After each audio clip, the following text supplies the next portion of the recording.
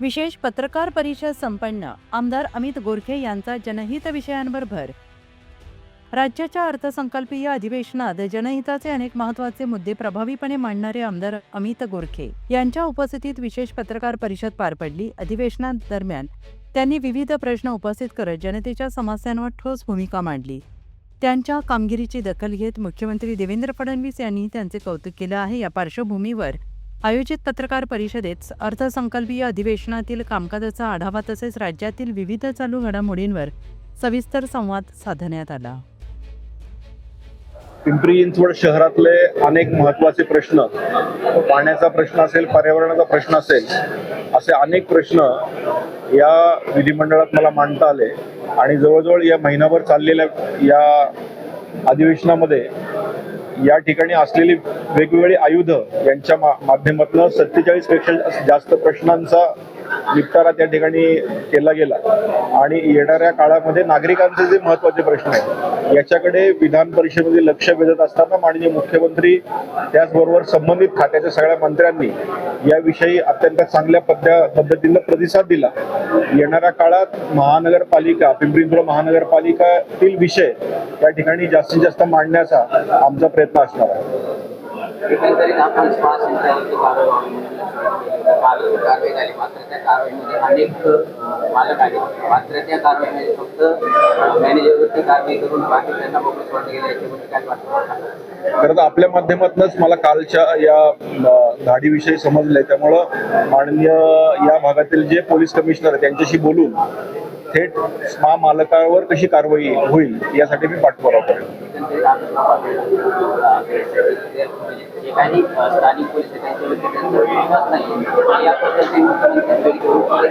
लक्षात घ्या, माननीय मुख्यमंत्र्यांना मी भेटून SIT लावण्यासाठी माझा पूर्ण प्रयत्न होता.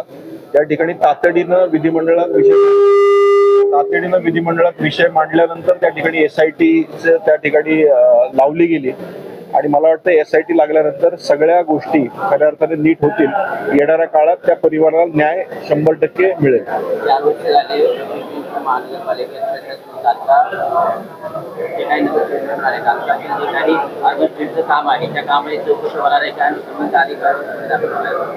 मी मगाशीच सांगितलं की मागच्या प्रशासकीय काळात जो काही अनागोंदी कारभार झाला याविषयी नक्कीच येणाऱ्या काळामध्ये त्याची माहिती घेतली जाईल आणि आमच्या सर्व पदाधिकारी नगरसेवकांशी बोलून याविषयीची कारवाई कशा पद्धतीने करायचं ते ठरवलं जाईल.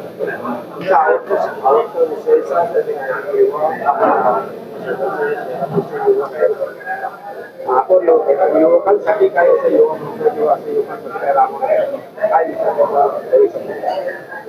खरं तर युवा धोरण आता जाहीर होतंय आणि युवा धोरणाच्या कमिटीवर मी काम करतोय. युवा धोरणाच्या माध्यमातून पिंपरी चिंचवड शहरामध्ये आपण एक विशिष्ट बजेट आणतोय आणि त्या साथीचा युवा महोत्सव येणाऱ्या काळामध्ये पिंपरी चिंचवड शहरात झालेला आपल्याला दिसेल.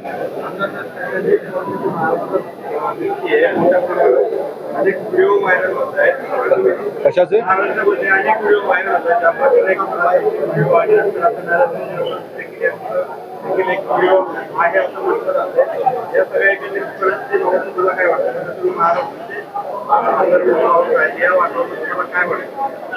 खरं तर अशा प्रकारची जी परिस्थिती महाराष्ट्रात आहे आणि महाराष्ट्रात ज्या पद्धतीने काही गोष्टी आता उघड होत आहेत हे अत्यंत निंदनीय आहे आणि उद्याच्या युवा पिढीसाठी हे खऱ्या अर्थाने निंदनीय आणि त्याचं काल माननीय मुख्यमंत्र्यांनी अत्यंत चोख शब्दात उत्तर दिलेलं आहे आणि ज्या वेळेस माननीय मुख्यमंत्र्यांच्या निदर्शनात ही गोष्ट आली त्याच्यावर खबरदारी म्हणून त्यांनी आधीच त्याची पावलं उचलली आणि संबंधित गोष्टी कंट्रोलमध्ये याव्यात म्हणून सगळी पावलं उचलून संबंधितांना अटक केलेली आपल्याला माहिती आहे. त्यामुळे अशा प्रकारे चाललेल्या गोष्टी ह्या निंदनीय आहेतच, पण येणाऱ्या काळामध्ये ह्या होऊ नयेत म्हणून कडक स्टेप्स माननीय मुख्यमंत्री घेत आहेत, त्याबद्दल त्यांचंही कौतुक आहे.